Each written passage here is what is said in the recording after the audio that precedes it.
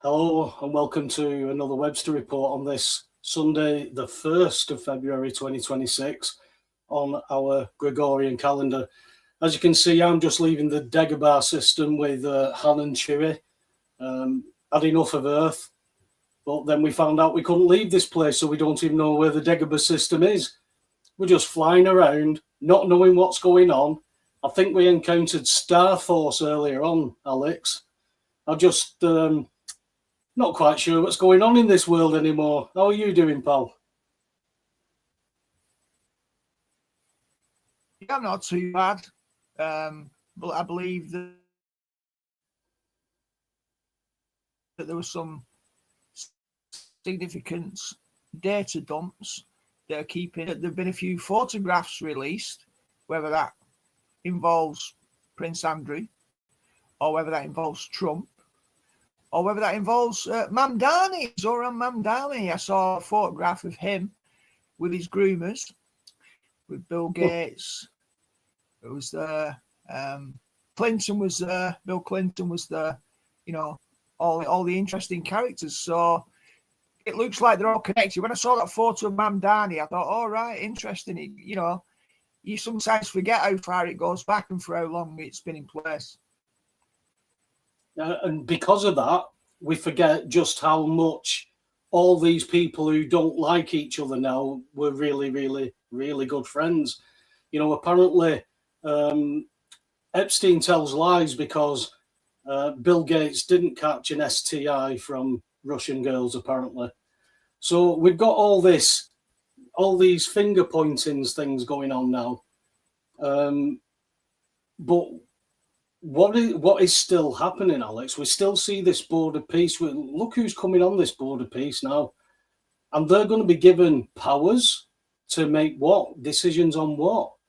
And how deep do they go? I mean, if they get digital ID and there's no cash, I mean, they're home free, aren't they? Well, you've got to ask yourself whether you think that this is a fait accompli. Like, is it inevitable? I mean, in a way, if you're on the roller coaster, you should just get used to the ride. I mean, most of us have very little ability to influence the roller coaster because it's already been built. So the question is, since we're all on it, how are we going to, experience it? It's going to take your breath away at certain points and not always in a good way. So I think all people can, genuinely do is be prepared. I think the Bible says, watch and pray. That's a good way to be prepared, Paul. The thing is, though, what I'm seeing is from people who say they're people of faith, they don't seem to. I mean, I've seen quite a few people over towards the end of the week and over the weekend who were putting messages out and saying, is there anybody else who's been disillusioned with the churches? We know why there's a disillusion with the churches, because when people start reading the Bible, they start to realize that the church isn't necessarily teaching what's in the Bible. Nice services, nice happy clappy songs, but we're not actually teaching people what the word of God actually says. That creates a lot of people who believe in what they're being taught. And what is that? God is love. Is he nothing more than that? Because I'm pretty sure that there's some conditions on all of this, Alex.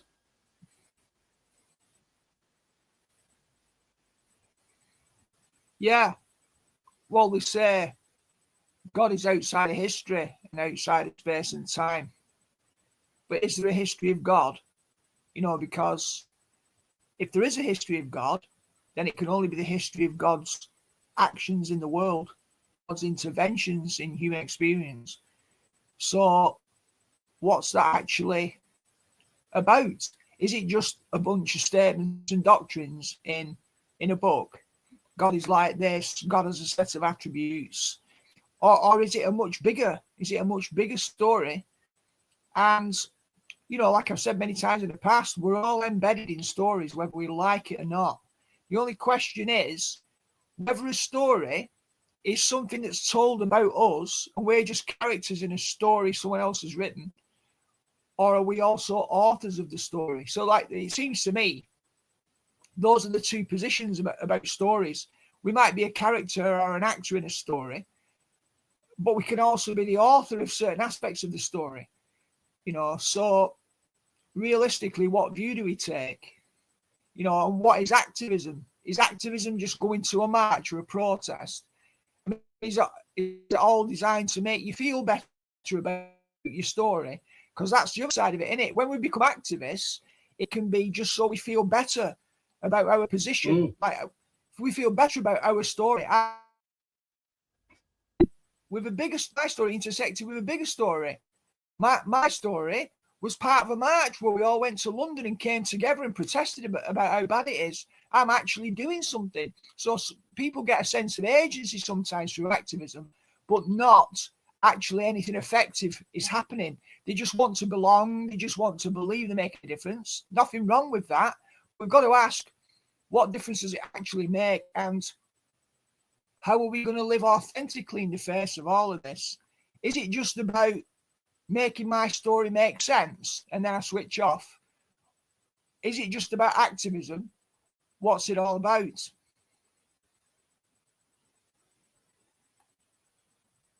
Well, I think it's about all the above what you've mentioned. The thing is, people get to a point where they want to take everything on. They want to fight every battle, and it's not possible. After the talk last Sunday, there was a lot of people I realised who were actually involved. You know, they're actually not just part of groups and posting things and, you know, telling people that, oh, it's no contract and and it's the legal name and all that stuff that you can just spout out to people when people are actually in positions where they need real help. Telling somebody who's, owns their own house and has got 200 grand equity and to tell the council that they've no contract for council tax, it's not good enough. It's almost like you're using people as guinea pigs. There's more and more people now who are actually going forward with it. I met somebody last week who said that, showed me the negotiable instrument, the credit card, what he's going to do it with. And he said, this is what I want to do because somebody's got to prove this. He's got remedy. Does he know enough? Nobody knows because nobody's done it. And if they have done it, Alex, they don't bother coming telling anybody. If there's people out there who isn't paying gas, water and electric and isn't paying council tax, and I don't mean getting out of or a loophole or anything like that, I mean stipulating that none of these bills are applicable to be paid to from a non-commercial property. Is that happening? I don't know, because if people are doing it, they're not coming telling people. As I said, I know I've seen results with people registering vehicles without the Mr. Miss Mrs title. They're not ticking those boxes, and they're putting everything into lowercase. And the letter that was received back was they can't register the vehicle, which would impair police legislation, but they could tax and MOT it. As long as you can tax and MOT it, there will be insurance available. So what's if that's possible, then what is the point to registering it? Now, the first point of registration process was for it to all be kept safe for us all, so we knew what property belonged to us. The problem is that the man has never turned up to declare that they are the owner and the beneficiary of this trust. So the trustees run it, and the trustees aren't running things very well. But when we help them out as much as we do, they don't really need to. But now people have started to challenge. The liability order has been exposed.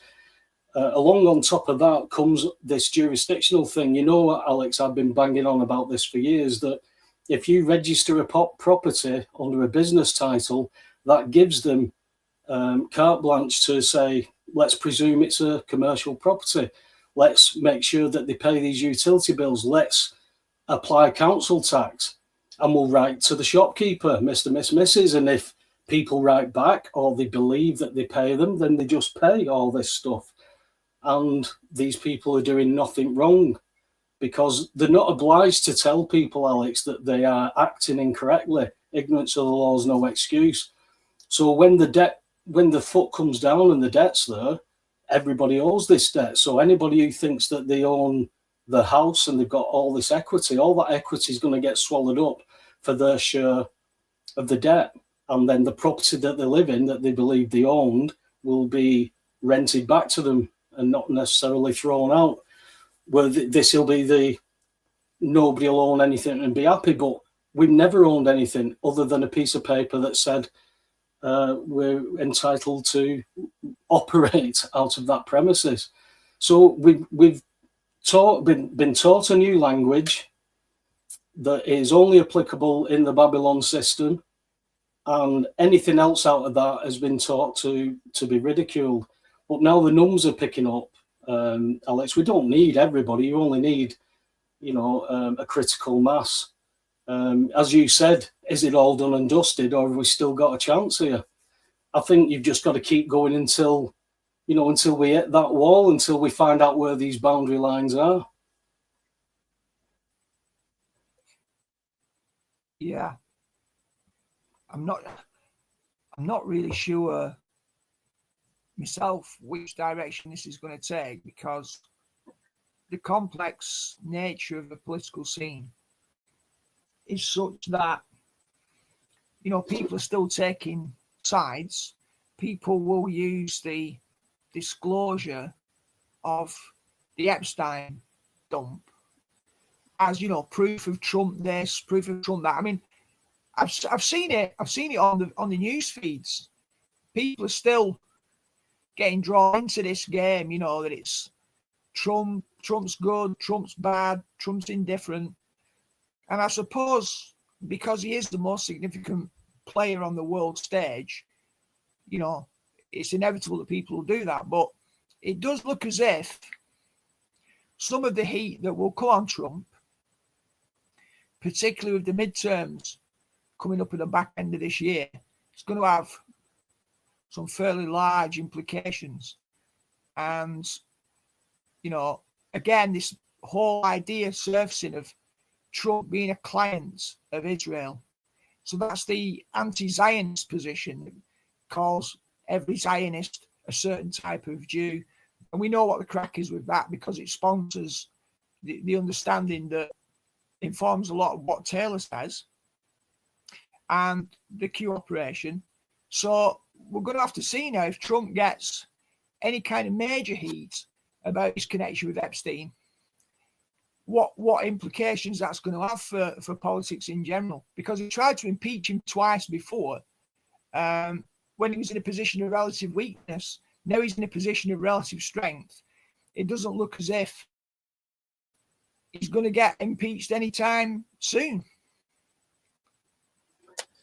Well, we've I posted in the group so Taylor could have a look at it, which is the English version of Taylor.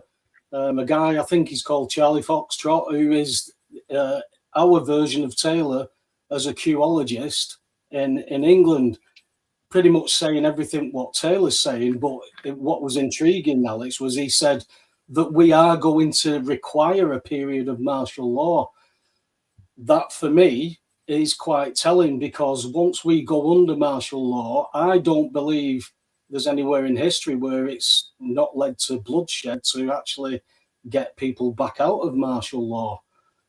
Martial law is just a way of dictating, isn't it? Now, if we need to be dictated to because, the move is not playing out quickly or well enough and people aren't seeing these, because from the one thing I know, if you're involved in a court case and you ask for full disclosure, so quite a few times what they'll do is they'll dump everything on you and hope you find something, make sure that they lose everything in plain sight.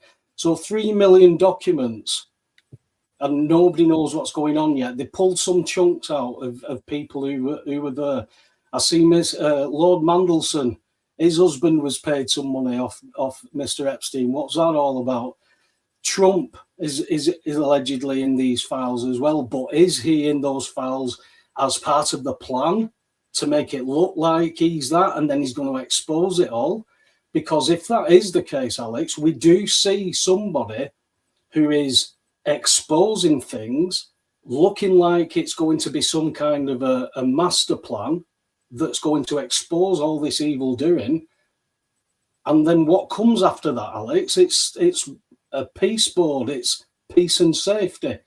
And when we read the Bible and when we hear peace and safety, that's when we need to start, trying to understand what's going on. Because if Trump isn't that, who's then behind him? Again, we've seen this Jared Kushner come to the front again. He's known, Benjamin Netanyahu has known him since he was a kid.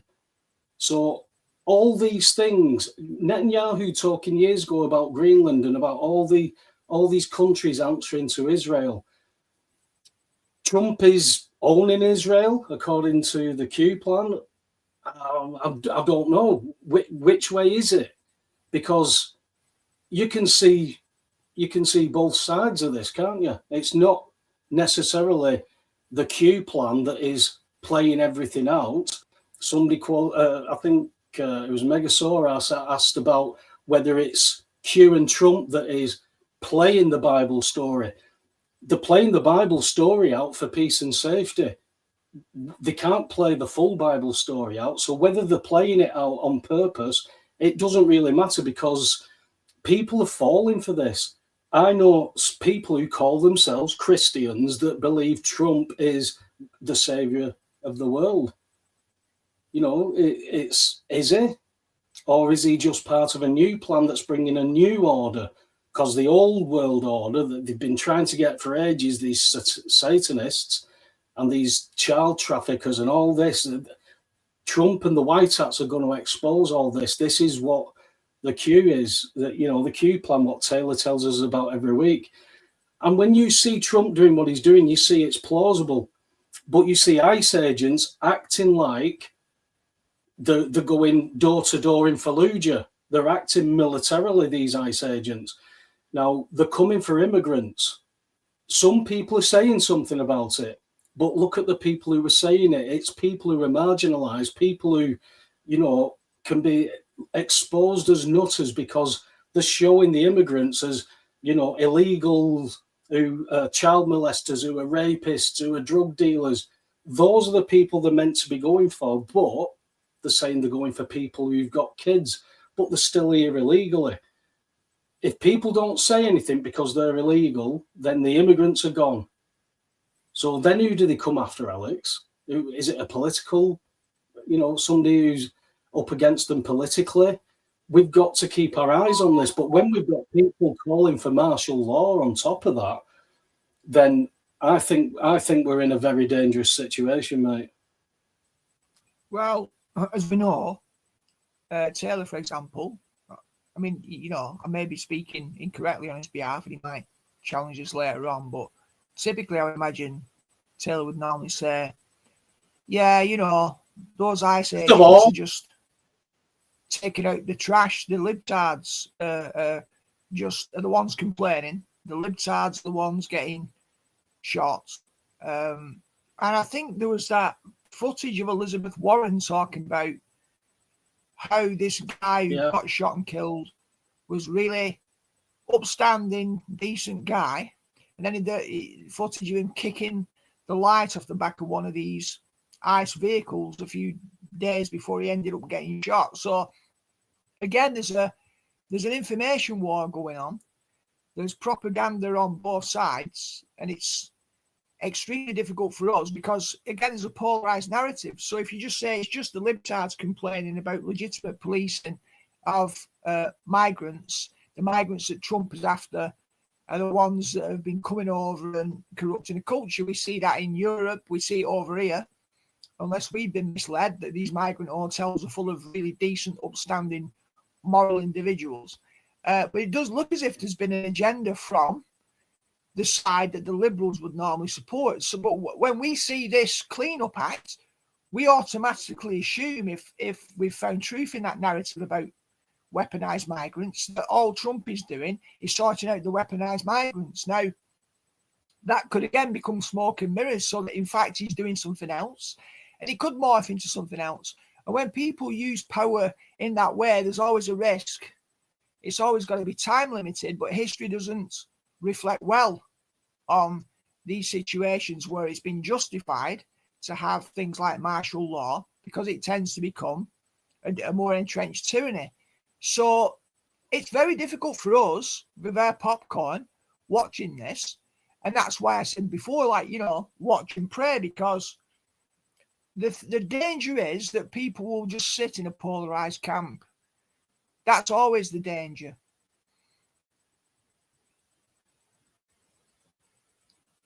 I think the reason they end up being sucked into that danger is because there's so much that's going on. They're pushing for this new virus, this Nipah virus, that, should we be concerned about it? Well, if you get it, you should be concerned, but should be concerned that it's coming over here. How can we go through this again, Alex? We can't just keep shutting things down. We've seen what happened last time. Are we going to fall for the same narrative? Are people going to start putting masks on? Is people going to start having more jabs? Are there not enough people damaged from these jabs? Are there not enough people died from them? Have we not seen enough cover-up where people are falling off roofs and dying of COVID? We've seen this cover-up. We've seen the inflation of figures. We've seen all this stuff go on, from invading other countries, kidnapping their leaders. It's saying they're going to invade another country and take it over. But are they doing that like a big mafia boss type thing, where they come out and put all the big guns out, and really they're talking really mediocre talks underneath? Yeah, we're going to do this. Yeah, that'll be fine, that, mate. Yeah, of course can do that. Yeah, of course can do. But they're embellishing it that they're going to do all this. Are the Americans still this great military force? Are we getting the truth from that? Are we seeing Gaza being built into a Playboy palace type place on the coast of Israel? Because that's what they're gonna.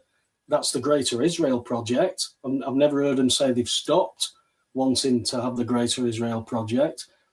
And the ones that are running the show, if they are not these white hats, but Israel, then the Talmudic Jews believe that me and you are going to serve them as a slave in some way, because their Messiah is going to come, but their Messiah is going to be somebody who announces peace and safety on the earth. Who does it point to? That's all we can say. Who is this pointing to if we go off the Bible, and if the Bible is the true word of God? If that's the truth, then we are watching a film play out, and we are watching characters who are claiming to be playing these lead characters and making this happen. We saw 10 years ago a consortium of Jews talking about what was going to happen in Europe. Europe is going into multicultural mode, and they're not going to like it, but they're going to have to do it because Europe cannot survive. That was 10, 15 years ago, Alex. Look at it. Look at it now. Spain are talking about making all the illegal immigrants, all the illegals, just citizens. Just destroy our country. Young people who are trying to lead for council and for government, maybe in their early 20s, saying that this is the right thing to do, to all come together. They're talking socialist, they're talking socialism. Where does that end up with how people are? They're easily swayed, they're easily bought into people. You make things hard for people, they'll capitulate into it. So all of Europe is going under a massive migration replacement, and it's being replaced by politics that are just destroy. I mean, I'm starting to run out of words because all the dots that join Alex. Even my own town is being put forward for a town of culture, and I don't know what culture Joe Platt is talking about, because if it's Lee culture, it's not there anymore. It's gone. You've destroyed everything. Whoever comes in and says, I'm the MP for Lee, I represent you, they're just liars, because I've yet to find one, just one, that wants to help the people of Lee. None of them who have done it. The independent councillors all want to help. You know, mattresses in backs, gone. Dog crap, gone. Council, they get locked out of the council chambers. They can't influence anything in the council. No, that's not on the agenda. What happens when your local councils don't listen to the people? What happens when that happens? What happens when the government of the country doesn't listen to its people like it isn't? Where does it put people, Alex? Because I know there's loads of people trying to do things the right way, going into courts and having judges pre-selected to look for one mistake that they can just steal all equity over. It should be so simple to sort this out. You should be able to walk into a police station, make a complaint, and it get investigated. That's not happening. So what do we do when we get to this stage? Because we've seen it in history, and we see that governments crave this. And when they get enough confusion, that's normally when a false flag happens, and then everybody forgets about what they're all arguing about, because we've got somebody else to argue with. And if they can pull this off with a disclosure and say that it's naughty aliens that we all need to unite under, and then beat them, and peace and safety, and all these in the Middle East is all peace and safety, and now we've realized that there's other people on other things on other planets, so we can all come together under one religion. I don't know. I don't know, man. Yeah, well, one thing's for sure, that when narrative... Sorry, mate. Megasaurus just named that woman, Barbara Lerner Spector. That was her who was saying that Europe was going into multicultural mode, even whether they like it or not. And the Jews will be hated for it, she said. Well, one thing is certain, that when narrative becomes detached from truth, degradation follows, because there needs to be, if you equate truth with facts and reality, basically, truths as accurate descriptors of the nature of reality, then when you lose the feedback mechanism by which reality can feed into narrative, so that truth can be a foundation that everybody can recognize, then trust is undermined first. And if you undermine trust when you're reliant on sources, you end up with paranoia, or you end up with people having to construct theories to account for facts, which may or may not be distorted. Then you can be called a conspiracy theorist, not because you're wrong or paranoid, but because you simply don't have access to the facts. So it becomes a downward spiral. So narrative really should be connected to truth. Now, you talked about the Bible, the Word of God. Jesus said, I'm the way, the truth, and the life. And basically, then, that's a version of truth from a Christian perspective. The Word of God is what Jesus said. His words, build upon, is like a rock. So that's a form of truth. He is the way, the truth, and the life, according to John 14:6. So if you detach narrative from that anchoring in truth, then you've got a narrative that's adrift. And one of the problems that we've got is journalism. It's been journalism for a long time, because truth can be a little bit of an abstract metaphysical thing, and people can speculate in religions. I've got the truth about things that are not seen. But journalists report on the things that are seen, or if you like, things that are happening in the world. Now, if they only appear to be happening in the world, and it's like, a fiction, then they're not reporting truth, because they're not reporting facts, they're not reporting reality, they're not reporting what's actually happening. So there's definitely a sense in which journalism's corruption has been a really big problem. So we're always hearing about the BBC, and then we're hearing about alternative media. Technically, we're a form of alternative media, trying to have a voice for truth, create a platform for people to speak. People in the chat, you know, they've got less of a voice than us because they're just here in a sidebar. Sometimes we've invited people on in the past. Some people are reluctant to come on. So people are looking for a voice. They don't feel like they've got a voice through a vote. They feel that your voice is useless when it's expressed only through a vote. So people have got a lot to say. They've got a lot of experience. And if you don't have effective power, you'll start moaning. You'll start moaning about your lot. And in fact, the more you start to moan, which can become unproductive, the more you can destabilize yourself because you're feeling powerless. So the problem really has been, there's been a power grab, and there used to be in the middle this thing called journalism, which if it was true and was tethered to truth, then narratives couldn't become skewed in the way that they have. Now, you can just make up whatever you want, and if you've got clout in the mainstream, you can make that narrative live as if it's true for everyone. You only need a bunch of trained zombies to internalize everything because they have uncritical trust, and you have a really big problem. So it's very, very difficult for us to know where to break into this vicious spiral that we're sort of descending down. But you could say journalism is one thing, you know, reform journalism. It's all right saying make America great again. But what is America? America is mediated to most of us, like most of us watching in the UK. So America is mediated to us as a set of stories that we read in the press.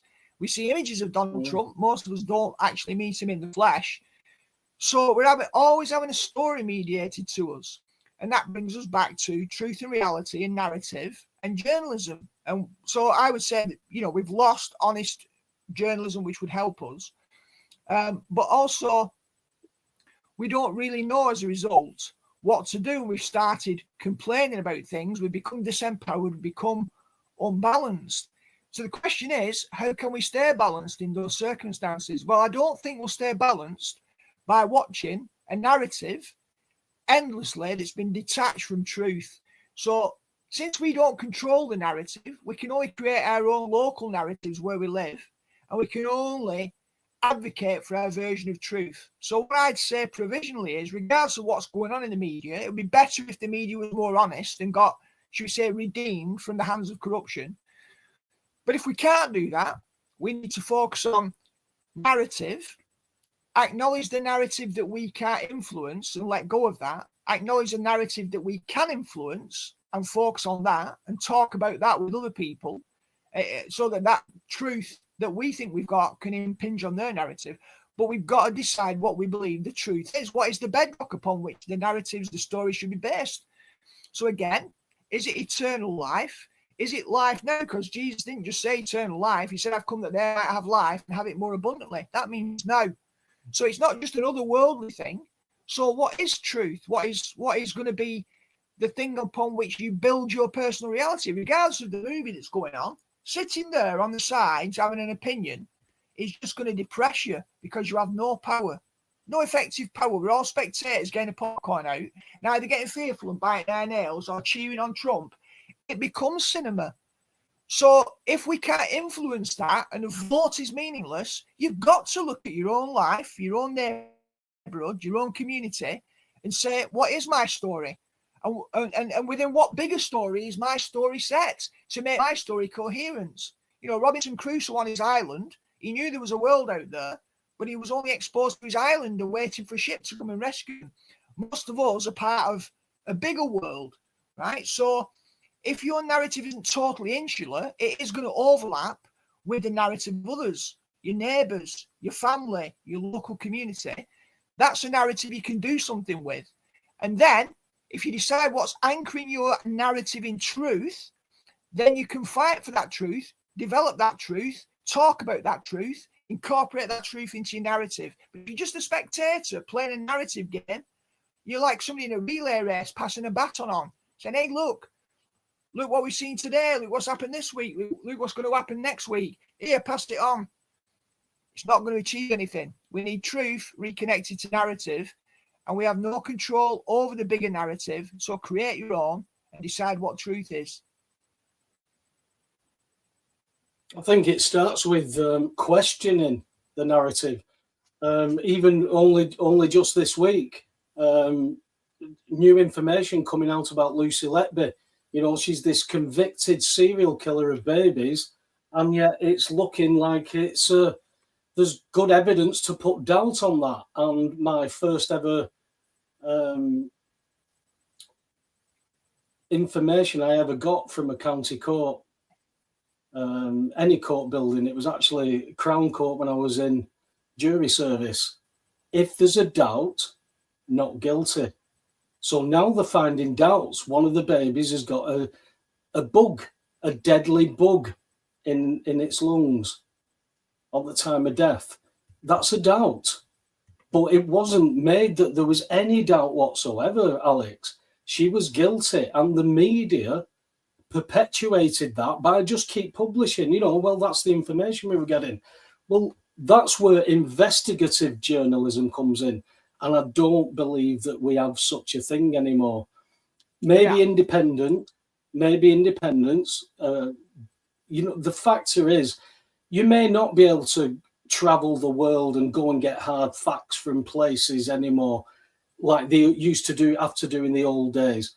But you can sift through loads of information. There'll be people now, Alex, that will be sifting through every single document that's been released from the Department of Justice on the Epstein files. Somebody will sit through and go through them all, just like they did with the WikiLeaks. They just dumped them all out there, and then people started to find them. Those people that find them, they need to start joining the dots together for other people, and then we can see it as well. Because once we start putting all our information together, the pieces of your famous jigsaw puzzle start to come together, Alex. The factor is you've got people who, I wouldn't say arguing, but debating with police and bailiffs about wetting signature report seals when they're operating in a commercial jurisdiction and they're not required.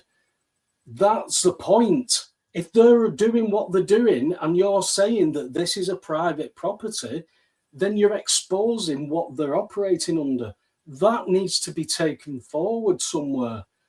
But are we going to get it into a courtroom with a decent judge, a lawful, honest judge?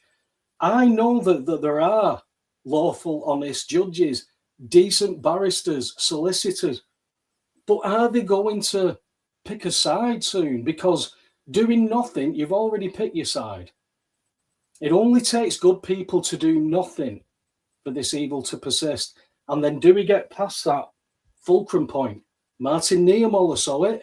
He documented it. When they came for them, I said no. When they came for them, I said no. By the time they came for me, bloody hell, there's nobody left. So we need to be asking these questions and getting people to investigate what these answers are. Donald Trump's done this. Yay, he's a hero. Nigel Farage has done this. Yay, he's a hero. Well, what else has he done around it? Is he still a hero with everything that he's done? Does it bring any doubts in? You can look at Trump from the outside, Alex. I know people, people local to me who wish Trump would come over to England and do what he's doing. You know, maybe Nigel Farage was going to be that. But when you start to sign up all these people from the Conservative Party who've already done this stuff, you know, Zahawi is like pushing for vaccines on primary school children who weren't even at risk, even though I couldn't see how anybody was at risk other than ordinary flu, seasonal symptoms and deaths. The same amount of figures died every year of flu. And then they just put it on television and put it on a ticker tape and kept it running 24/7, just like they do. And it gets into people's brains. And then all of a sudden, those traumas seem to start acting out. And I believe there's a massive delusion that's been put onto people, but it did wake a lot of people up as well. I think they gambled because the people don't know how to organise. That's been one of the greatest assets. that we've always had people who've seen what's wrong, but when we've come together, we saw it 15 years ago with the truth movement, where everybody had cracking ideas, let's put it all together. And then somebody would say, yeah, we'll do this and do that. And then all of a sudden they've gone into a courtroom and they've done something with the information, and they've already found something to put a stumbling block in front of that information. So now we've got to beat that stumbling block before we can present that information. And that happened so many times. Standing in the county court saying, I'm a man, I have no contract. That just enabled anybody to be called a free man of the land. And it's so simple, that jurisdiction, Alex. The free man jurisdiction and the civil jurisdiction, they're so contrasting. It should be enough to at least make people understand the jurisdictions. But if you're going to go to a county court, don't stand there and say, I'm a man, I've no contract. Challenge them over it and find out what part of this agreement that you've actually got. That should be easy to do. But once you're in there, they just try everything. And then the police don't have a clue what's going on. And who do you go to? So it ends up people get annoyed, upset, frustrated, angry. As I said, I had a 70-odd-year-old prisoner who'd been sentenced to an IPP sentence for arson and endangerment to life because the county court stole everything off him and he set fire to a waste paper bin in the waiting room while he was there. Not a great thing to do, but he's battered. He's having 70-odd years of his life just taken off him, and it's because we can. You know, there was nobody there helping him. There's nobody there helping me. There's nobody there helping a lot of these people back then. But now those people have got the information to help others. It's just getting them to organise and to make a stand. If we start losing the ability to articulate this, Alex, and we end up fighting, then, it's right into their hands. Yeah. Well, first of all, let me just say, Jesus said, on this rock, I'll build my ecclesia. So I think me director has come back, has been resurrected, and is no longer the same me director, and has then produced the ecclesia in the Greek means an assembly or so-called called out ones, referring to the gathering of believers, not necessarily a physical building or a denomination. It's a pretty good insight. And it's like, well, we do need a community of people, but again, anchored in truth, not just in narrative. And obviously, notice here that Megasaurus's last comment that I've seen anyway was CIA's control Western media since the end of World War II. Now, when I think of the Lancashire Telegraph, which circulates in these here parts where I am in Darwin, I see it regularly. You know, when you think of the major mainstream media, the big, heavyweights and the tabloids, you could perhaps see the vested interest and power in the Murdochs and so on and so forth. You wouldn't necessarily say it's a CIA, but it's an interesting statement there that's been made, you see, because that looks like a truth statement, but it's a claim, and it has a narrative character. So, when I think of the Lancashire Telegraph in my locality, I think to myself, would the CIA have such reach to be able to have control over the Lancashire Telegraph, and would they have interest in doing so? And I'm saying this just to illustrate a point, that the statement that the CIA has controlled Western media since the end of World War II, it's a big statement, that, and it has a narrative character, and I think it exemplifies the fact that what we all do, we all seek a form of shorthand by which to understand a very complex reality, which is often made of many subtle interrelated layers and subsystems within systems. And we're looking for this lowest common denominator all the time. Orange man bad, CIA control, the Jews, as you like to put it, the Zionists, and then everyone's got like some boogeyman, Osama bin Laden, Chemical Alley, Chemical Sally, and a partridge in a pear tree. And basically, people then start having these overarching interpretations of all the problems of the world are caused by one set of people, one individual. They know that one individual can't really have that much power because you live, you're born, you die. So then it's got to be families, then it's got to be power structures. And suddenly, you know, you connect it in, as we know, with Freemasonry and other stuff and bloodlines. People end up with a comprehensive picture. And it doesn't mean it's not true. It just means that when you've got this picture, you're settling for an interpretation of reality, which is just a story again. It's just a narrative. It doesn't even matter the degree to which it's true. It almost certainly is going to have errors or inaccuracies or bias in it. So the CIA has not controlled the Western media since the end of World War II. The CIA will have been a big player in aspects of how media operates in the big picture, perhaps since World War II. But that, you know, that statement just takes on a slight distortion, but we understand why it happens. So the problem that we've always got at scale is individuals walking around in our lives.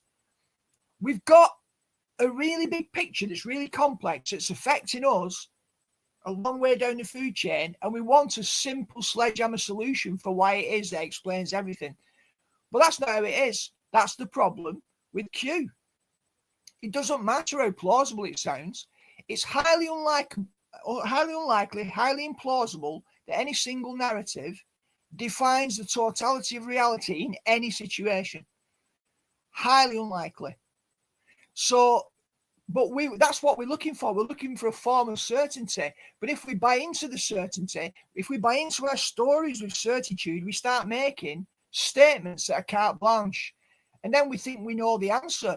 And then we become immune to our own assumptions. So it isn't easy at all. So ultimately, I think that's where we've got to ask some questions about, again, the self-critical aspect of narratives. Do we just uncritically believe things even if they seem plausible because we've built a story up for a long time, we've joined dots and we go, well, that's what it is now. I've joined these dots. That's what the picture is. It's just a model. It's just an approximation of reality. And we've got to remain open to that changing. And it's a lot of information to take on board. You know, most people are longing for a simple life, a much simpler life than we currently have the luxury to enjoy right now. Well, what I would add to that is, because I mean, I get where Megasaurus is coming from with the CIA, but the OSS MI5 helped set up the CIA after World War II. What he's referring to is Mockingbird, Operation Mockingbird, where I can't remember the CIA director's name, but he said that we'll know that our plan has worked when everything the American people believe is a lie. Now, was that worldwide? Not at that point, but they've got MI5 is certainly controlling the media narrative. We've certainly got Israel controlling media narratives when you've got an IDF asset like Robert Maxwell being funded to buy the papers that he bought. Same with the other fella, the other media mogul who's Australian. His name fails me at the minute. So there has been a narrative that's gone around by media. You know, we've obviously seen things like, you know, people knew what had happened with the Kennedy assassination before it had even been published. You know, the newspapers had been published and they'd not even got the narrative out yet. So we know there had been that going around. And there's certainly a narrative about it. And then the CIA certainly coined the phrase conspiracy theorist for anybody putting doubt into these things.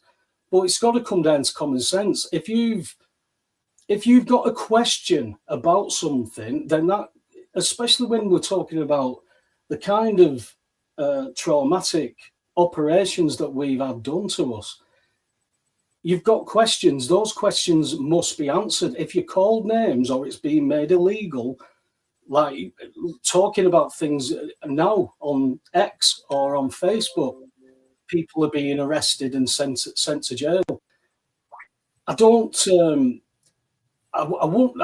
actually know what the answer is, because you can't get into these institutions like the media and change them.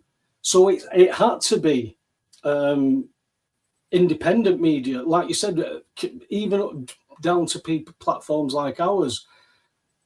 They believe that they can control all those platforms, and when platforms seem to get to a certain level, that's when things start to change. I mean, if you look at Charlie Kirk's show and TP USA, since he was killed, people who he didn't like, who he said aren't good role models, all of a sudden are sharing the same stage with his wife and using the TP USA thing that Charlie Kirk helped set up. So again, we go back to the narrative, whether he's dead, was he shot from the front, shot from the back? We're all debating that while they're just carrying on. So I think there is a lot of that going on. I wouldn't say that it's all been controlled by that, because we've certainly had countries that have given us information throughout the years, including Americans. You know, even though they were under these operations, there's still been people that have whistleblown. It's just the whistleblowers normally get silenced or killed, or, you know, they commit suicide by shooting themselves in the head twice, things like that. And people don't seem to bother. So at the end of the day, Alex, no matter how good these operations are, it still comes down to it comes down to people, discernment. It doesn't matter how clever you think you are if you've not got discernment. You can easily get trapped in by something by being a clever person, because clever people want to know things and they get sucked into things. And, you know, we get people like the likes of Charlie Veitch, who was going around and asking all these questions, and then all of a sudden 9/11 wasn't an inside job and it was done by 19 Saudi Arabians, and it happened exactly as the Americans gave that narrative. What do we do with that? Everybody starts calling out Charlie Veitch, and all this kind of stuff goes on. But that's just one thing that's just changed everybody to start shouting at something else. It's all distraction. And I think to get past all that distraction, you've got to keep your eyes on the same goal. For me, because I found out about this world and didn't want to be here anymore, for me, that one thing to keep focused on now is Jesus, because that's what I see playing out from the Word of God. So I think I think it would be remiss of me not to keep my eye on him. Yeah, well, I think as well, you know, when Megasaurus said what they said, I'm presuming Megasaurus is a bloke. Sorry, Megasaurus, if you're a woman. But maybe you can confirm in chat just so I can. Otherwise, I'm going to have to do this like non-gendering of Megasaurus. But yeah. So I wasn't saying, you know, by any stretch, because obviously they said, you know, I haven't done the research. Obviously, has done the research, you know, as Taylor has. So you respect people who've done the research and looked and joined the dots. My point really was about the narrative character of our statements and the way in which we create a truncated shorthand by which to explain a really complex layered reality in terms of whether it's Freemasonry or whatever it is. Some people think everything's the Freemasons. Some people think everything's the Zionists or the Jews or whatever it is. Some people think it's just the Rothschilds. You know, at the end of the day, there's a complex picture. And not all politicians are corrupt either. It's just they get corrupted. There's a tendency to subjugate them. So you dealt with Andrew Bridgen. A talk where people were trying to call him out. Automatically, if he says anything other than the mainstream, right, then they'll think he's secretly a mainstream shill who's trying to infiltrate grassroots level.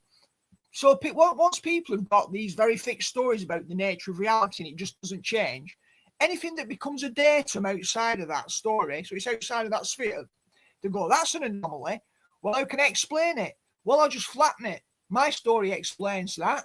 This person was clearly Netanyahu, who's been offed and he's in Gitmo. Or, sorry, Taylor. Or, you know, such and such as this. Or the CIA have controlled all of Western media since the end of the Second World War. So that's got to be, or this person must be a shill. because, well, Russell Brand must be a shill. And Farage must be in operation. So the problem that you get once you get these totalizing mentalities is they're black and white, and they're not able to deal with any nuance, any subtlety, and it forces everything to polarize. And if there's a piece of disconfirming information, and you've developed research over maybe tens of years that's become a solid worldview, and then an anomalous piece of information comes in, if you're being truly honest, that piece of information might detonate your whole system, because it might be the proof that your system has holes. It might completely explode it. It might force you to refine it considerably and reshape it, which is fine. But most people, they will automatically say, well, that anomaly can be explained by making my current theory assimilate that piece of an anomaly. That's dangerous. And that's how most people operate on a day-to-day basis. They allow new information to be soaked into their old system to reduce the cognitive dissonance. It's very difficult to maintain openness to new data the more knowledge you've got. So funnily enough, the more research you've done, the more danger you're in of becoming blinded. Yeah. Yes, I certainly agree. Taylor, are you with us? Yeah, I'm here. What have you got to say, mate? All I can hear is a load of rumbling in your background. That's why I muted your mic. Rumbling? There's no rumbling going on over here. Yeah, it's rumbling as in white noise on this end, because it's just like a going on. So I muted you. What have you got for us tonight, mate? First of all, yeah. Okay, so how should I put this? Okay, yeah, you know what? Because you already started it for me. First of all, I wanted to talk about an interesting I wanted to offer a little interesting correction to a historical fallacy that we that we, and I say we, including myself, of course, have all believed for quite a long time when it comes to a certain topic, aka the Federal Reserve System. I just finished up a book on this topic that just came out earlier this week, and it's was very interesting, talking about how how we've all been wrong about the Jekyll Island meeting in 1910, leading directly to the Federal Reserve. It turns out that's actually not the case, and I want to go into why that is. You following so far? yes, Okay. I'm sat with bated breath. Okay, so first of all, starting off, we have the we need a little bit of a history lesson about J.P. Morgan, because he gets trotted about as if he's as a villain of history. Now, I will say this, like, to start off, is that if both the left and the right can agree on both unanimously agree on a certain subject, that usually means that it's that something's fishy's going on, because the left usually just doesn't believe in the right things. Let's be real here. But regardless, J.P. Morgan was he grew up in the 19th century as a son of a London banker. He was taught from a young age how to good old finances and stuff. During the Civil War, he was able to pay off. He was able to pay off the draft. He was to avoid getting drafted into the war. Later on in the 1980s, he went on to gain a new mentor, who helped him with his who helped him to co-launch J.P. Morgan and Company. In the 1890s, during the 1893 stock market crash, J.P. Morgan actually used a lot of his own money in order to bail out the stock market from that had collapsed under the fractional reserve banking system. So essentially, J.P. Morgan actually saved the country at that time, And a lot of people misconstrued this as, oh, J.P. Morgan bought out the stock market, like Rothschild did after Napoleon. But that's not true, because J.P. Morgan didn't gain anything out of this event.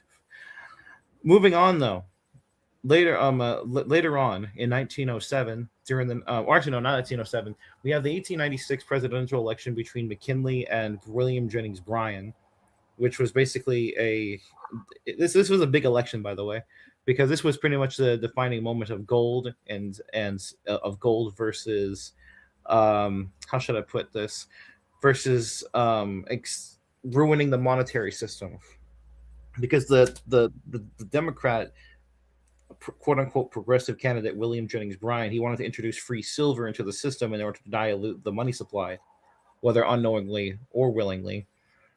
And the campaign was, and then the McKinley, the Republican candidate, ran on a hardcore gold standard system.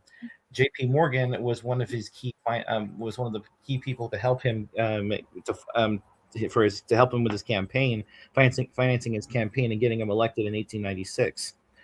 And the same thing happened in 1900 during the election rematch between the same two individuals. I'm giving a little bit of a backstory here just because it's important to know exactly the history of this man. Because then we get to the 1907 stock market crash, where obviously Jacob Schiff, he told on the House floor several months before the crash, if we don't have a central bank, there will be a devastating economic recession in this country. He's being quote unquote prophetic. We all know what that really means, though. And then later on that year, 1907, we have the huge stock market crash, the bank runs, and the economy crash. And J.P. Morgan actually, once again, just like in 1893, he bailed out the economy and helped bring things back to normal. But what happened this time was because the progressives, aka the Marxists, had gained a foothold in the government at that time under Teddy Roosevelt. They started attacking Morgan, saying that he was a monopolist and that he was so what's the other word that they use? Essentially, that he was that he was part of the banking power controlling the country. But the thing is, and this happens later on in the after the Jekyll Island meeting, is that you'll notice the theme is that these people, they will attack the Anglo bankers, right? Like J.P. Morgan, or people like Senator Nelson Aldrich, and but they'll never attack the Jewish bankers, the Rothschild kinds like Bernard Baruch and Jacob Schiff and Paul Warburg. They never attack them, very conveniently.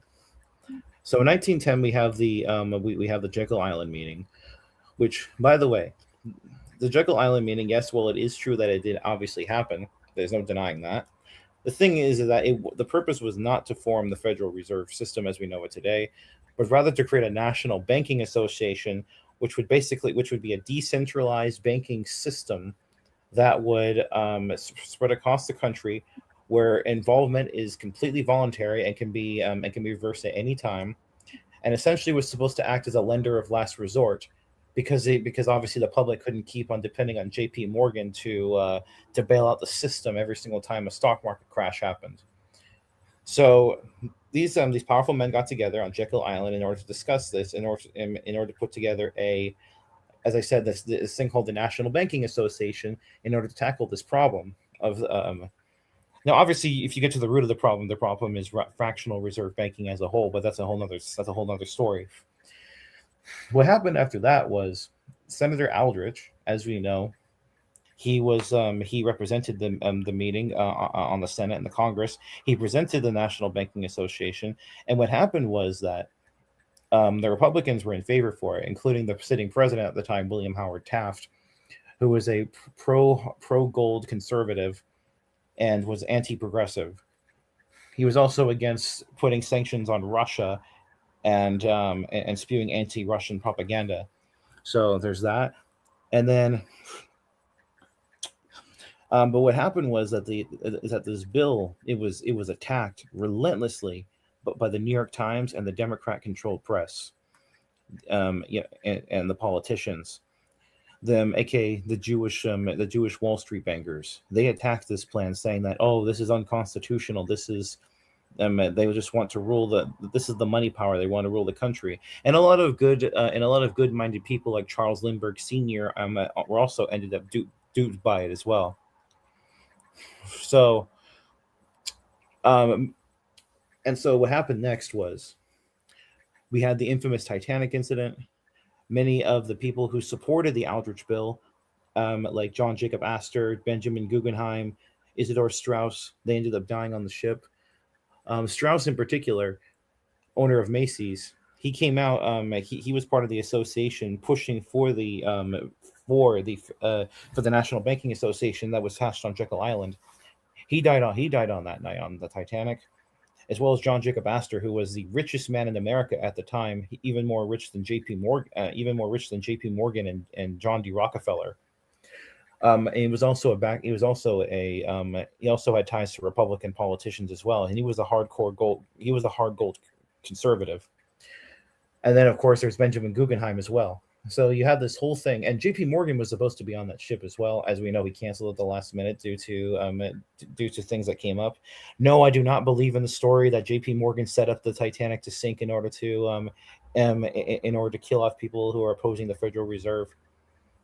Because as I just went into, these people were not against the Fed. The Fed was not even a concept at this time. What was being proposed was the National Banking Association.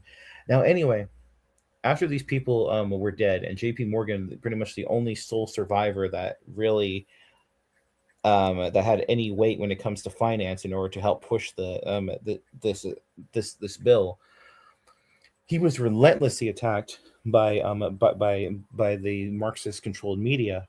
And what happened is that the bill ended up being killed because of the Pujo Committee, which got together and came up with this nonsense conclusion that J.P. Morgan was benefiting off of all of these bailouts that he did to the banks, and that he was making a lot of money and getting a lot of favors, etc., which was all BS. And so he ended up being vilified for it. And just so you know the main character of Monopoly, the guy that's on the cover of the Monopoly board game, is based off of J.P. Morgan.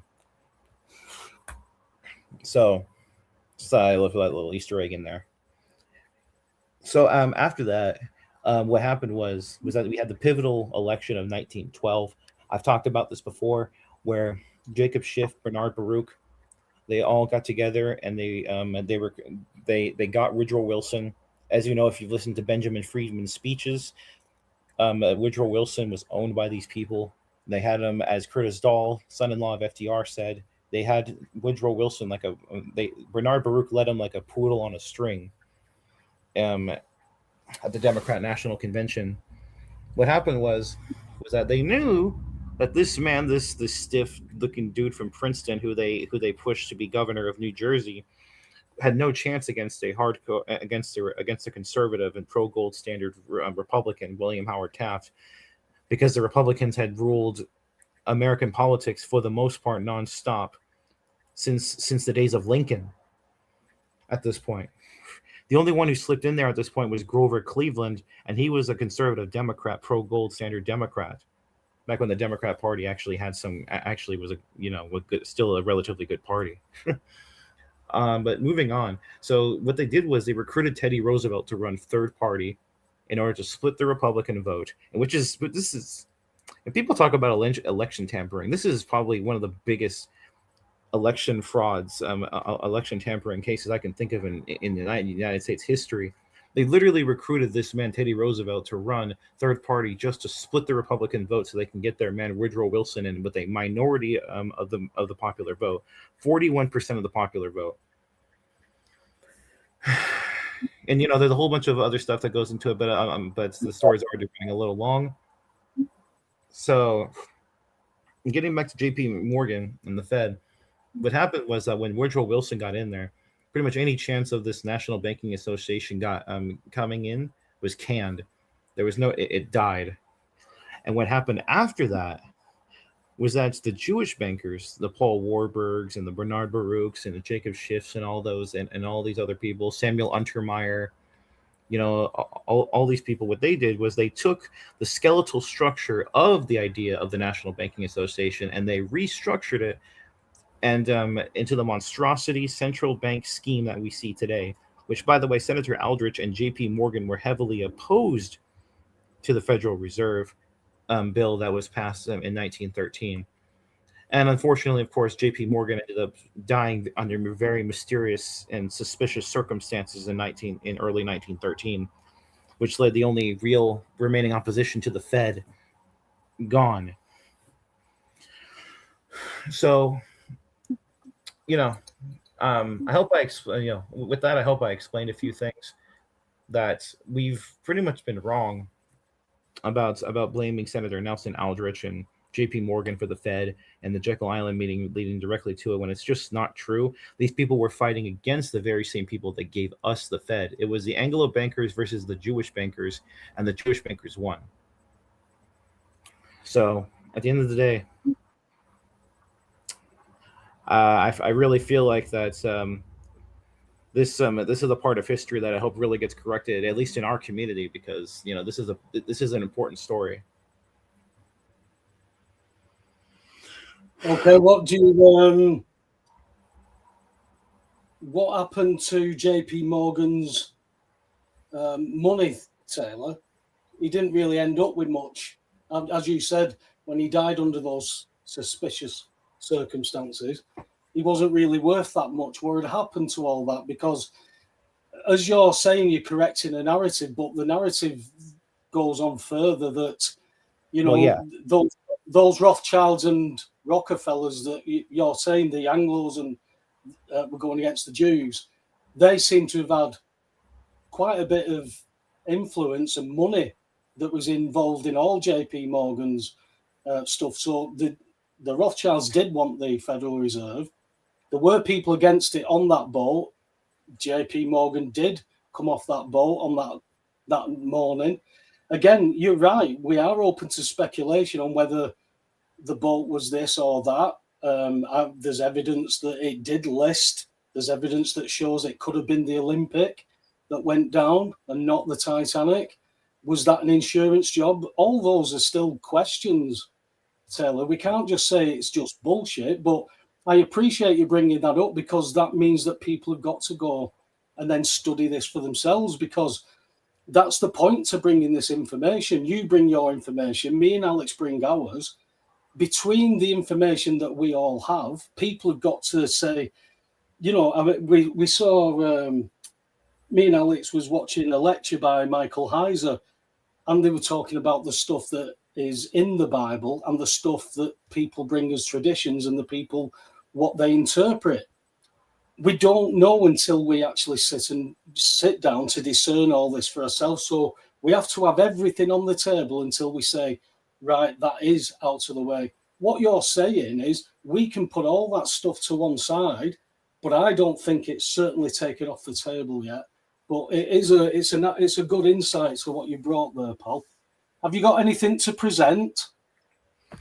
Well, yes, I do. Well, I've got a couple of videos to finish up with, so do you want to show us now? Now, is this from the same source as you use every week? Pretty much, yeah. But if you got videos to show, go ahead and do yours. You can go ahead and do yours first. No, you can do yours first. It's just I want you to tell people that, because you keep getting criticised about that source, just using the same source, expand on it like last week, where it's just this one source seems to encapsulate all the information you get from your sources. Pretty much, that's pretty much it. People, I think it's funny. People criticize my sources, but they don't actually look at the source itself. So, well, that's the point. That's the point, Taylor. You've only got the same source every week, but he doesn't use just one source. That's what I'm saying. You've got to tell people that they're criticizing your one source, but this guy has a lot of other sources that you also look at. It's just so that you can tell people you're not just taking it from one bloke who writes a blog every week. Yeah, you know what I mean? Much, yeah. Yeah. So go on. Give us what you've got, mate, and then we'll put it on one part of this table. All right. Hold on. Which one should I? Which one should I do here? Nothing like being prepared, mate. I mean, yeah, you're not wrong about that. Okay, so, oh yes, this is a yes. You know what? No, I need to talk about this one. This is important. This is this is very important actually. Now, first of all, I should also say that regarding this particular subject here. Okay, do you have it pulled up?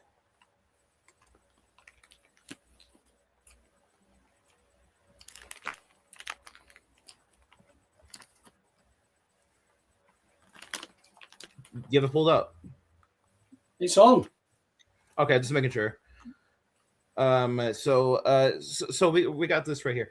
And before I start with this, I just want to mention that I really made an interesting discovery about all these stories coming out of the UK, you know, about the massive immigration problem. I mean, or not the immigration problem, but rather the what's it called? All these so-called migrant attacks. And I've really honestly come to the conclusion that, hold on a second.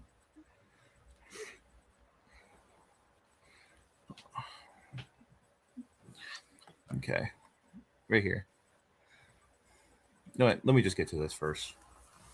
Okay, so we're going to be talking about this this little topic right here. But I've really come to the conclusion that a lot of what we're hearing about from the UK media regarding a lot of this stuff regarding the migrant attacks and all this stuff, I'm really starting to believe that that a lot of this is just fake stories or exaggerated narratives in order to piss people off. And it really does make sense because you gotta understand, because you know, when you think about the fact that if we're still in a movie and this is a worldwide operation, and we keep talking about the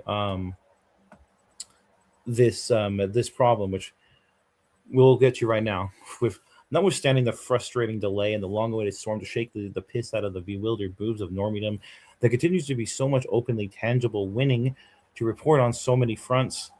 Today's bit of good news for the Nothing Has Happened crowd from the New York Times article, from the Q York Times article. The United States population grew last year at one of the slowest rates in its history, according to new numbers released on Tuesday by the Census Bureau. The immigration numbers plunged by more than 50% from the previous year under the aggressive anti-immigration policies of President Trump. As Mr. Trump continues his term, immigration is expected to drop even further. If current trends continue, it will fall to about 321,000 for the year ending on June 30th. That would be one of the lowest points in modern history.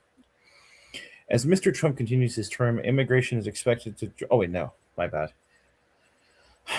The border shutdown was a major part of the decline. Other factors that contributed to the drop include the increased difficulty of getting visas and foreign citizens who chose not to come to the United States or to leave on their own. End quote.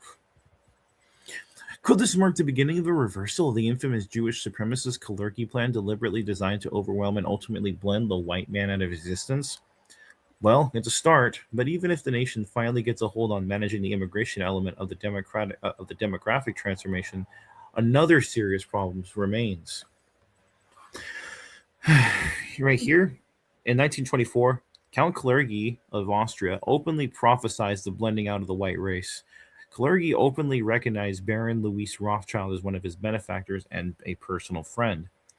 And then, in that newspaper image right there, revealed that Hitler had Rothschild arrested and seized his bank, and upon his eventual release, Rothschild told a Swiss newspaper that he was made to clean floors in the hotel where he was detained. Oh, the humanity! The madness at the border is no more. The census data also confirms something we've all been aware of. The below replacement birth rates of Americans, mainly white women, although the article doesn't specify racial birth rates. Two issues walk hand in hand because falling birth rates are what the usual suspects have always used as a pretext for the quote-unquote need for unrelenting immigration to Europe and North America, Australia as well. The story quotes a libtarded pro-migrant Princeton PhD in sociology with an emphasis on demographics. Quote, luring immigration at a time when our birth rate is falling is a recipe for lower growth for our economy and weaker international competition, said Julia Gallat, an associate director at the Migration Policy Institute, a research center in Washington. End quote. Without third world migration, yes, third world, not third world, Europe and America will decline. Get it? In a certain sense, Julia Gallat, echoing the vile Barbara Lerner Specter, cough, cough, you brought her up earlier, is right in that without a steady influx of young workers to take the place of aging boomers, we have a problem to deal with. But given a choice between temporary labor market inconveniences, serious though they be, and the long-term racial annihilation of the white man, we'll have to find a way to recover and reload. We did it in the aftermath of the Black Death plagues and endless wars of Europe, so we can do it again. But only if we allow God back into our culture and get busy starting families. It remains to be seen if there is a cultural plan for that. And this is actually a very good point. Julia Gallat argues that mass migration is needed to replace an aging workforce, and Barbara Lerner Specter, you know her, quote, Europe is not going to be the monolithic societies they once were in the last century. Jews are going to be at the center of that. It's a huge transformation for Europe to make. They are now going into a multicultural mode, and Jews will be resented because of our leading role. But without that leading role and without that transformation, Europe will not survive. End quote. In the long term, only a native baby boom. What? I said it's funny how we were talking about her. Yeah, pretty much. You're not wrong. And then in the long term, only a native baby boom will save the white man from extinction. And you know, this brings up an important point. I think that's needed to be stated as well, is the fact that it's not just the migration problem that's an issue. Although obviously that's a huge part of it, but it's not the only one. There's also the declining birth rates as well, because as the article says, that's what these globalists and Zionists and Marxists have used for decades in order to just try to justify to the public all this third world immigration.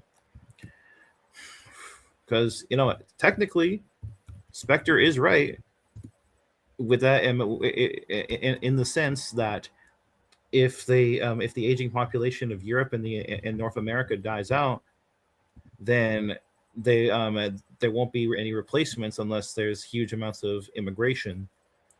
Obviously, she means that in the worst possible way, but in a sense, she is right. So, that's a huge problem we've got going on in Western culture at the moment. I'm hoping that they have some kind of plan for that, and I'm sure they do, because Trump has talked many times about a baby boom and about in the golden age and all that stuff. Because one of the key problems with one of the key reasons for people not having children is lack of finances, lack of social stability, lack of all that stuff, which is these are key issues going into that problem. So if we can get that golden age going, what? Not knowing what a woman is. There's that too. Yeah, the LGBT agenda, all that stuff. Although I would honestly say that is a really very relatively minor problem in comparison to the overall issue.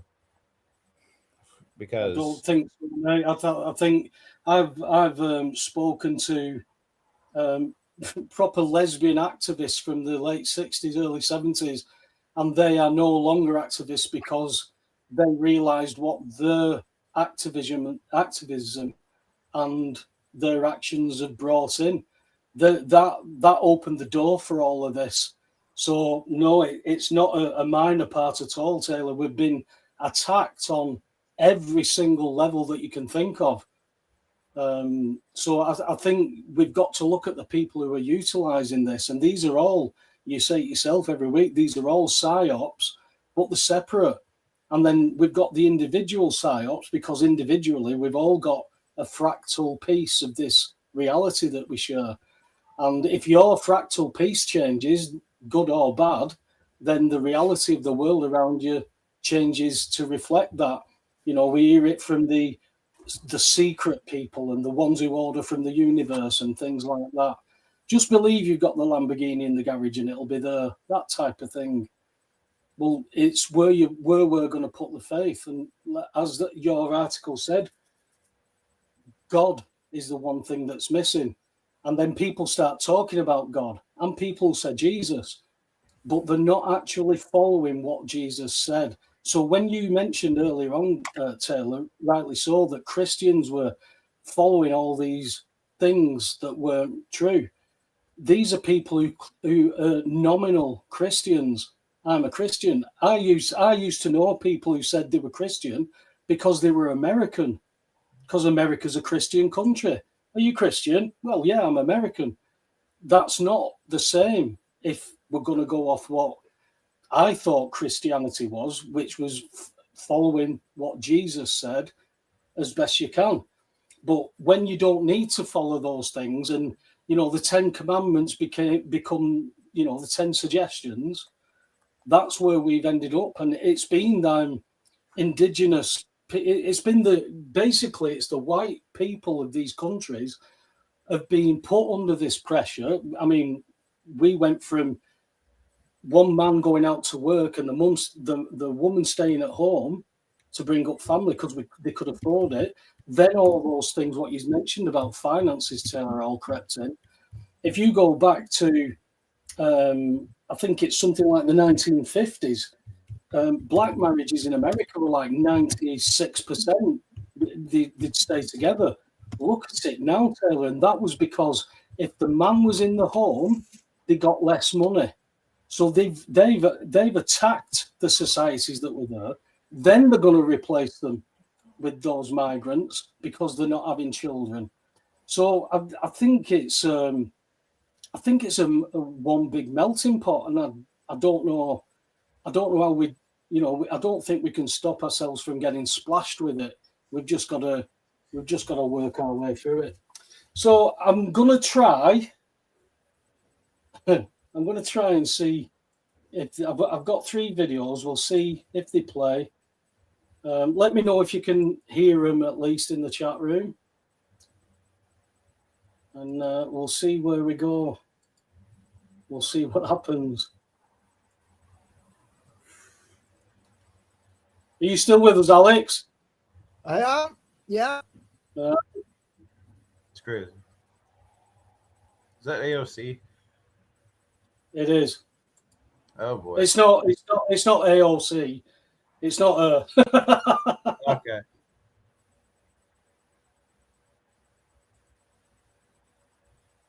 Technicals. I just love technical issues, man. I love technical issues, mate. Can't get enough of them. Here we go. The Bible said that eventually, before Jesus returns, the nations will be fighting around the region of Jerusalem. But before that destruction, there would be cries of peace and security.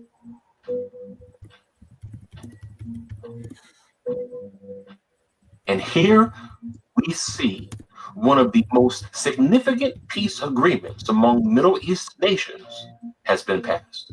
I've said time and again, Donald Trump is the greatest friend that the state of Israel has ever had in the White House. An amazing thing is this. Trump and Benjamin Netanyahu both agreed that such an agreement would not have passed if not for the involvement of Jared Kushner. Kushner, who holds no official position, but for some reason, whenever he is involved in Middle East peace talks, things just happen.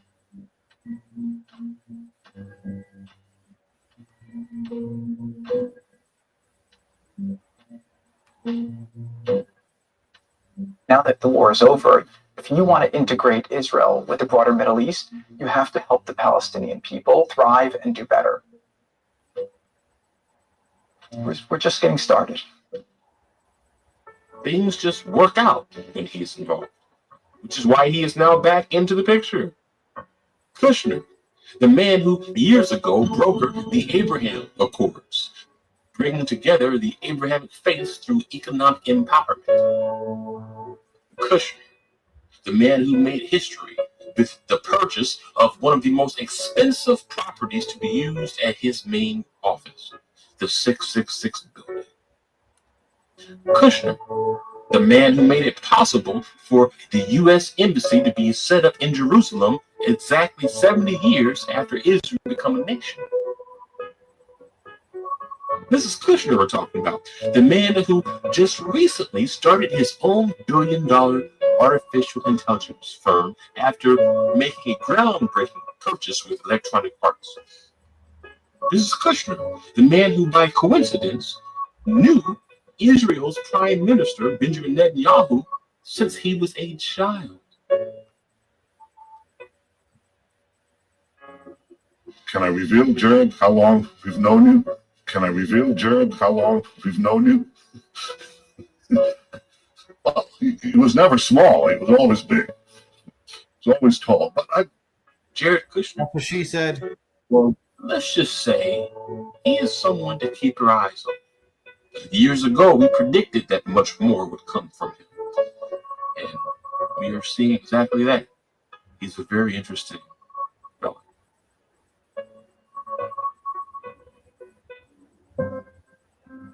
That was a clip from our recent documentary. And, we really had to talk about Jared Kushner. There were so many people messaging us, have you seen what the latest thing Kushner did? Have you seen what Kushner is doing with Israel? So we had to look into it. When we look further into it, I can admit it's interesting. And of course, there have been people trying to say that the name Jared in Hebrew means descent. And they have said that name Jared, many scholars connected to the angels who descended to the earth. I don't know what to make of that. It's interesting. And so this is why many people are trying to say that, hey, is this someone to keep, your eyes on for the AC, right? I do like to remind people that let's mainly keep our eyes on Christ, right? But it is fine to be aware of individuals who pop up who are doing interesting things. I do like to make the point also that in Revelation 13, we see that there are actually two individuals who are going to be making big moves in the end times. There is the AC, or the beast king, but there's also this individual who's referred to as the false prophet. So, as you see things happening in the world, just remember that it's not just a person who many are saying may be a big key in the end times, but there's really two figures. Many do say that in Daniel 9:27, there will be some type of a covenant or peace agreement with Israel. Some interpret it that way. And then they look at how Paul said that there will be talks of peace and security. And then after that, there will be some type of destruction. So many will take that the current peace talks are really temporary, simply just because ultimate peace will only come when Jesus comes onto the earth. In Zechariah 14, you see that when he returns, there's still going to be conflict in Jerusalem. There's still going to be nations trying to attack Jerusalem. And it says that Jesus comes to stop that. And so the one who is going to bring the true everlasting peace will not be anyone on earth, but will only be Jesus. Do you want to make any comments on that one, Alex, before I play the next one? No, I'm good. Just the next one's good. Taylor, do you want to say anything on that one? Nope. Okay.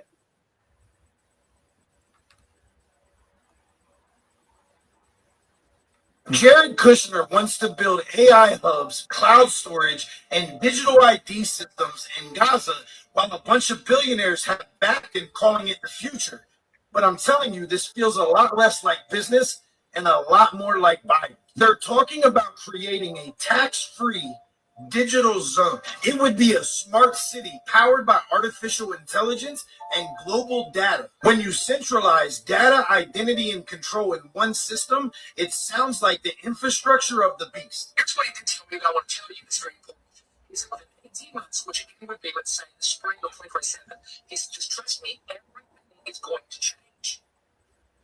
That would include jobs are going to completely shift. That will include the educational system. That will include the banking system. That will include how you bank. That will include possibility. I'm saying possibility of everyone going on a digital type monetary system versus fiat money will probably be completely done away with by that time. Revelation 13 says a system will rise who controls who can buy or sell. What people don't realize is that it doesn't start with a mark, it starts with a network. Digital ID, global databases, AI systems, it's all connecting right now, piece by piece. This isn't conspiracy, it's prophecy. The world is being prepared for a false kingdom. While they build their Tower of Babel out of code and silicone, the true king still sits on his throne. So stay awake, stay faithful, because the beast is building, but so is God.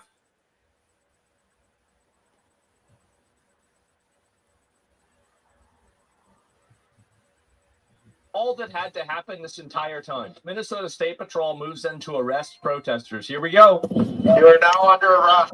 Please sit down and wait for instruction. That's right. So they used an LRAD. This is a test of the long-range acoustic device, LRAD.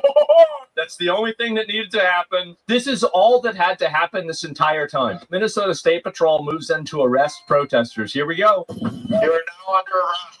Please sit down and wait for instruction. That's right. So they used an LRAD. This is a test of the long-range acoustic device, LRAD. That's the only thing that needed to happen. This is all that had to happen this entire time. Minnesota State Patrol moves in to arrest protesters. Here we go. You are now under arrest. Please sit down and wait for instruction. Well, I have no idea how that kept playing when I'd shut it, but tech demons there. So we had the LRAD that was introduced 10, 20 years ago in war zones, and then we've seen them at certain protests, but never actually used. Now we've seen them being used on, American soil. With all this shifting as quickly as it is, there's a lot of questions raised. I'm still watching this Q thing play out, Taylor, but I still can't help thinking of these Russian dolls. One thing I would say, Alex, about the first video is when they mentioned how some interpret Daniel 9:27 as the Antichrist making a covenant, when that it's all about Christ. That in the midst of the 70th week, that's when the oblations cease, because it's done. He's on the cross, and we've been reigning with him since then. And I think a lot of us don't realise, particularly as, and I put in speech marks, particularly as Christians, that we're already coming from a place of winning. Looks like we've lost Alex.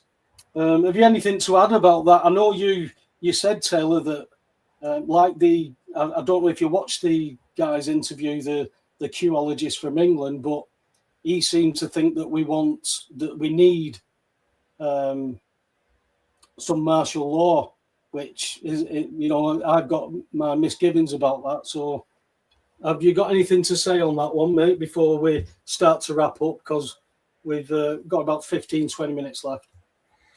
Well, I'm going to be honest. I did not watch the video that you sent me.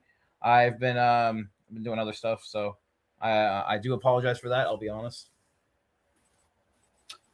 Well, there's not much point in giving you something for the show for the week, then, is there? I mean, it's only one time, man. Hang on. How many times have I given you stuff to look at? How many? I do usually look at the stuff you do that you send me. I haven't given you much, and I thought, well, I can't believe we've got a Qologist in England, and you didn't even bother watching his video. Oh, talk about sticking together. Alex, have you anything to input? I don't know what happened, whether your phone shut you off or whatever, but you look like you're back. Yeah, I'm back. It's I didn't catch the last thing because it was starting to freeze up that you'd said before. You're asking Taylor about this Qologist from the UK, but it's a funny one because when you look at the level of degeneracy now, if you look at Zach Polanski of the Greens, everything about him is just uncoordinated, gangly. He looks wrong in every way. And I don't say that in a shallow way, like in a critical attacking way. It's just like he looks like some strange I don't know, like Frankensteinian creation out of lots of different parts, and yet he's been propelled up into the spotlight, and he's very difficult to understand the level at which some people are operating, the level of delusion. And I think looking at those riots and stuff and the whole ICE put down of protesters, on one level it almost looks inevitable, necessary, that it has to be like that, because they are so completely stupid, so completely devoid of any intelligence. As Taylor would call them, the libtards. They are detached completely from anything that most sane people consider, but they actually believe that they're perfectly sane. And it reminds me of the delusion spoken of in 2 Thessalonians chapter 2, because it is almost psychotic. So it almost guarantees that people will think that these ICE agents have to deal with them. And it's like almost like they're so insane that they will attack vehicles and then get killed. Now, unless you say they're all operations, they haven't really been killed, it's all a false flag, it's all, whatever, then we're dealing with facts that deeply retarded individuals are doing deeply retarded things in a deeply retarded way, with a lack of sanity, attacking armed agents and then getting killed. And it's like, and then people go, it's terrible that these people are being killed by these ruthless monsters. But maybe if that's true and that is happening, how are these people so insane at a level we've never seen before, where they're doing these kind of things that are getting them killed? None of it seems to make any sense. So it almost looks like it could be theatre, it could be staged. It's created this problem, reaction, solution thing, but it doesn't look manufactured. These people genuinely are that stupid. And I know a lot of people like this who are genuinely that stupid. They really do believe that these people who are fighting against ICE are genuine liberal humanitarians who love humanity, and they're just not. They're just insane. Now, that doesn't mean that they should be killed or maimed or harmed. We don't know the full picture. We've just got the reporting again. But it seems a bit odd to me that we've got such a level of complete insanity that almost seems inconceivable, so much so that they're then attacking people in armed vehicles and getting killed. And then that's a pretext for them being put down, so that most reasonable people will say, well, yeah, you shouldn't kill people, but these lot are absolutely dumb. So what alternative do the ICE agents have?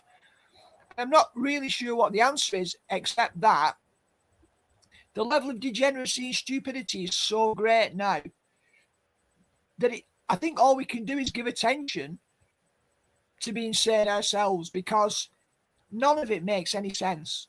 None of it doesn't add up, unless you say the degeneracy and the stupidity has gone to stratospheric levels. Like we're not evolving, we're devolving, we're going in the opposite direction. We are definitely devolving, mate.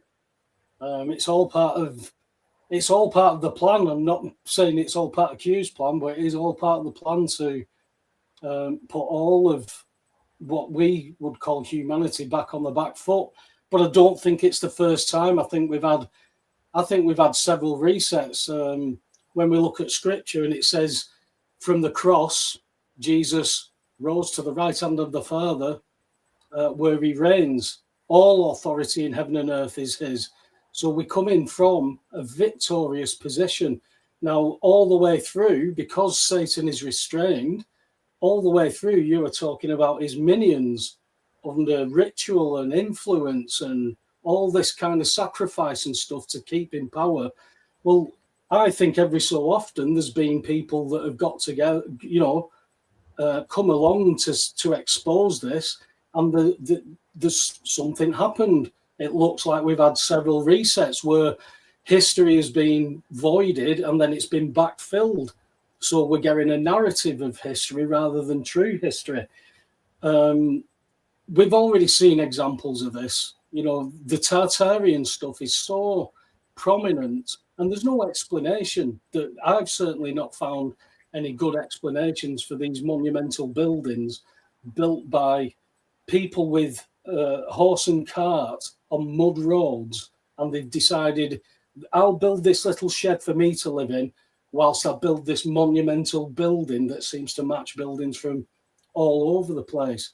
And when we were talking about how degenerate we're getting, when we look at examples of Sodom and Gomorrah in the Bible, that's where we're at worldwide. All those type of traits that are going on where people don't care about things, people will have sex with anything. This is all normalized. This is all being normalized. It's being normalized forever. So I think we've had a lot of resets. And by the, if we take just them videos, just the information, are they looking at something that is going to be in place by 2027? They still have this agenda 2030. Are we still in line with that? Have we held them back, or these are the questions that we've got to keep our eye on. But to put our faith into a man, for me, it's completely the wrong thing to do. So I'm certainly not going to be somebody who thinks that people can vote their way out of this, lads. I think we're going to see some real stuff about to happen. Who knows how it plays out, but it's going to be down to the consent of the population. Whether they get just enough for it, but they know the demographics. They're trying to balance it out so that they can still stay in power. Will there be enough to stop it where it is? We come from a victory, but what does that victory mean? What do you think, Alex? But I think it means inevitably there's going to be a lot of pain. I mean, I saw a post today from a woman who was bereaved she's had several children, and she was involved in the police service. She was bereaved of her son who was in his early 20s, just over a year ago now. And I'm not privy to a lot of the circumstances around this, but what she described in a post this morning was about having been absolutely stripped back. Now, bear in mind, she was talking about the year of the fire horse coming up and this purging work having been, or about to be, aligned with the external calendar, about to be completed. But when you looked at if you looked at the narrative, talk about narratives, you look at the narrative structure of everything she said. She'd been through the refiner's fire. She'd been alienated from the rest of her family since COVID.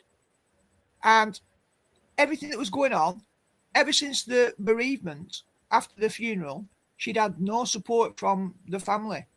And all I could think about was the Gospels. And it was like, well, he who does not hate father and mother, right? And a prophet is not without honour except amongst his own people and all his own land. What shall it profit a man if he gain the whole world and lose his own soul? And then that thing based on, I think it was Micah, the prophet Micah, that got developed into that story about the silversmith and being in the refiner's fire until you can see the reflection of yourself, which is the image of God restored in the silver when it's exactly at the right temperature. And everything that this woman was saying spoke of the type of stripping back that Christians undergo, all humans undergo in order to develop, should we say, a baseline awareness of their own limits, their own finitude, their own mortality, bringing you to your knees. But she was still associating it with a metaphysical system which said, almost like the universe is doing it to you. The universe is changing you. Don't worry. You don't have to do anything about it. It's just being done to you for some random reason. There's no God of love preparing you. There's no repentance needed. It's got the shape or the form of transformation. It all looks like a healthy biblical process of how God works on his people. Yet she had a complete metaphysical system that was about abdication of responsibility for that and just trusting in the universe. And some people say, well, what does it matter? It matters massively. But I think the point is, who's doing that work in her? Because she's going through all the stuff that Job did. So to me, all these trials that are going on in the world right now, Paul, all the things that we're all encountering, all the struggles, all the uncertainty, they're an opportunity. We either get humbled and we see that as an act of love, that we have our props taken away from us. You know, you have a child taken away from you, and then people say, how could a loving God do that to me? But the point is, at a deeper level, when you have everything taken away from you, like Job, it forces you to ask a different type of question about the meaning of your life, purpose, and an existence. And suffering has always been a large part of the narrative of the faithful being refined. So for me, whatever the truth of the matter is behind the scenes, whatever the narrative says, no matter who is pulling the strings of the so-called marionettes, we can't do much about that other than speculate. But we can acknowledge the pain that we're in, the confusion that we're in, and we can look for something that's sturdy, strong, a good foundation beyond all the smoke and mirrors. We need to seek a truth beyond the appearances. And if we don't do that, we'll be forever looking into a black mirror. Yeah, there's been so many of us that have been played like marionettes, just swaying to the symphony of destruction that we see going on all around us. It's when those strings get cut and you stand up, the world looks a lonely place when you're actually pointing it out. That's looking. When you actually come from the words of Jesus, you are isolated completely. It's quite a humbling experience for people to argue with you about the truth of this world, but then they want to argue with you about something that they've never even read. Just somebody tells them about it every week, or they don't even bother with that because they can be their own gods and all this kind of stuff. Well, tried all that, Alex. I've been searching for 40 years, and you know, at the end of the day, all these people that say that it's this, the Bible means this and that and the other, they all are in establishments that don't seem to preach the word of God. That's why I've never been able to find a church to sit in for stuff like that. We're just coming up for 2 hours, lads. So what have you got to wrap up with us, Taylor, and tell everybody where they can find you, etc.?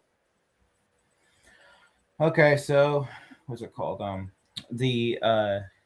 my Gmail is chimpyskippy@gmail.com. My Rumble page is Raconteurs Report. Same as my YouTube page. And you know, if you want to get a hold of me, that's pretty much where to do it.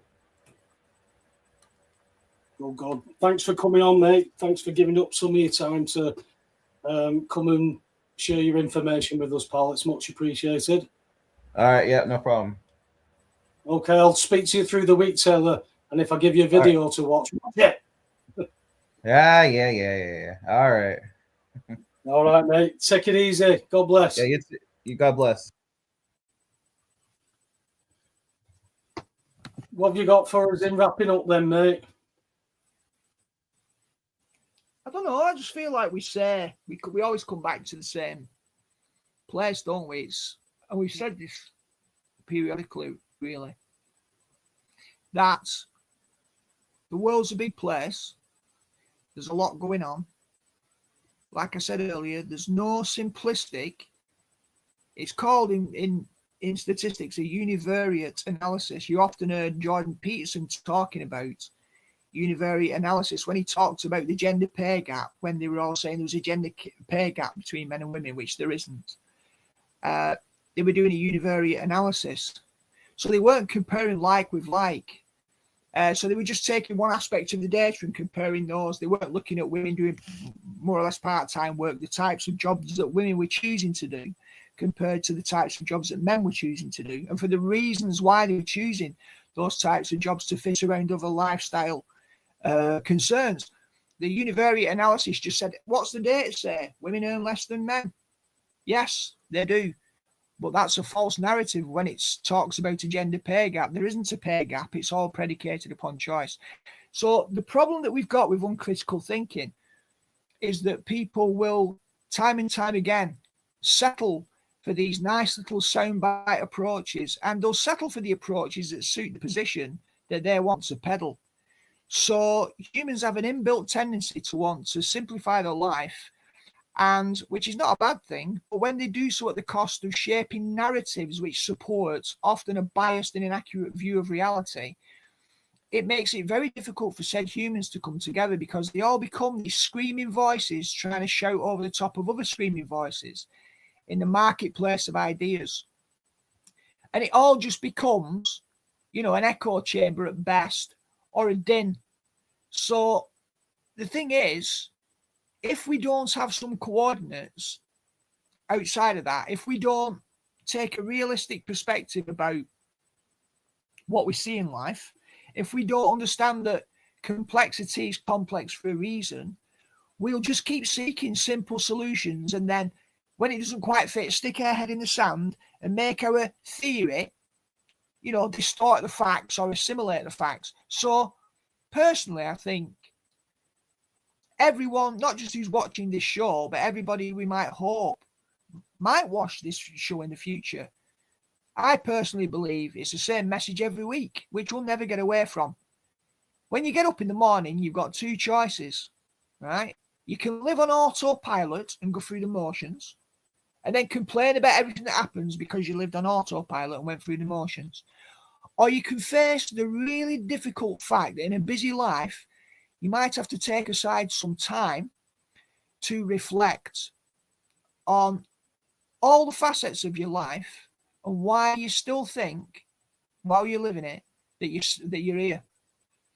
Because if you don't do a review of your own life, you will either just be living for the weekend, or the next holiday, or the next pay rise, or the next relationship, or the next analgesic against the pain of life, because you're not being authentic to the very life you're living. We're living in something of a false construct where we've been primed to become cogs in a machine designed by somebody else who doesn't have your interests at heart. It might be possible to live outside of that machine, a bit like the Matrix, if you chose to step outside of it. But how would you do that in the current climate? Not easy. Well, first of all, you've got to have the courage to step out, and then you've got to step up. If you decide that there's a problem with the food chain, you might decide to get hold of an allotment. That's a nice idea. It's a great act of rebellion and challenge to the system. But then you've actually got to get the allotment. Then you've got to go and procure the seeds. You've got to grow the seeds. You've got to set aside time in your life to cultivate that alternative to the treadmill that you've been living on. So all of this is really complex. And if we only comment on how bad things are while we're leading a restrictive hamster wheel life, we're not doing ourselves justice. We've got to take the time to ask the serious questions, not just about the totality of reality, but what do I want to do with my life? It's a gift. I've been given a gift called life. Do I just want to wake up one day and think I'm about to gasp my last and I'm going to move on to another plane? Or do I want to take it consciously and seriously and do something about it?